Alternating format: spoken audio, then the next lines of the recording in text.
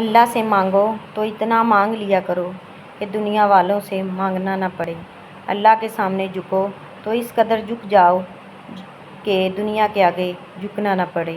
اللہ سے گفتگو کرو تو اتنی کر لیا کرو کہ ہجوم میں تنہائی کا احساس نہ ہو، کیونکہ اللہ سے زیادہ نہ کوئی تمہارا دوست ہے اور نہ ہی ہو سکتا ہے۔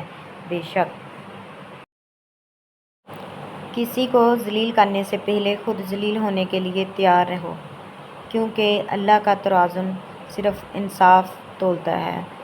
دھوکہ لوگ ہمیں نہیں دیتے، دھوکہ ہم خود کھاتے ہیں۔ ہمارا یقین، ہمارا اعتبار اور ہمارا اعتماد اور سب سے بڑھ کر ہماری توقعات ہمیں دھوکہ دے جاتی ہیں۔ بھروسہ تو اپنی سانسوں کا بھی نہیں اور ہم انسانوں پر کر بیٹھتے ہیں۔ جو لوگ مطلب نکالنے کے لیے پاؤں پکڑ لیتے ہیں، وہی لوگ مطلب کے لیے گردن بھی پکڑ سکتے ہیں۔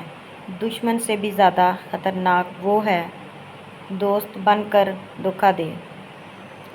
دنیا کا کوئی بھی جذبات حد سے زیادہ بڑھنے لگ جائے تو نقصان دینے لگتا ہے، چاہے وہ محبت ہی کیوں نہ ہو۔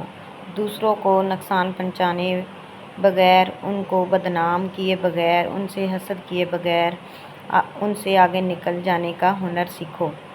ہمیشہ مخلص لوگوں سے رشتہ جوڑو، کیونکہ وہ اچھے دنوں میں سرمایہ اور برے دنوں میں محافظ ہوتے ہیں۔ مخلص شخص تنہا رہ جاتا ہے اس لیے نہیں کہ اس کا کوئی ساتھ نہیں دیتا، بلکہ اس کا ضمیر اجازت نہیں دیتا کہ وہ منافق، بے ایمان اور بے ضمیر لوگوں کا ساتھ تعلق رکھے۔ کچھ لوگ اکیلے ہو جانے کے خوف سے بے قدر لوگوں کے ساتھ بندھے رہتے ہیں۔ اگر کوئی آپ کو کھونے کے بعد مطمئن ہے تو اس نے کبھی آپ کی پرواہ ہی نہیں کی۔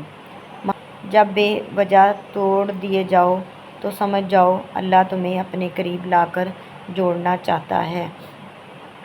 محبت اور عزت کے لیے جھک جاؤ، لیکن کبھی جھک کر محبت یا عزت مت مانگنا۔ تم جو کچھ کرتے ہو سب اللہ کی نظر میں ہے۔ سورۃ بقرہ میں آتا ہے، اس دن سے ڈرو جس دن کوئی بھی شخص کسی کے کچھ بھی کام نہ آئے۔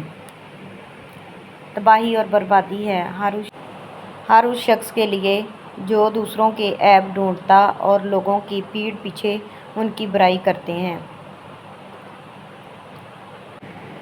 حضرت علی کا فرمان ہے، اگر زندگی کو خوبصورت بنانا ہے تو سہنا سیکھو، نظر انداز کرنا سیکھو، خاموش رہنا سیکھو، اکیلے جینا سیکھو۔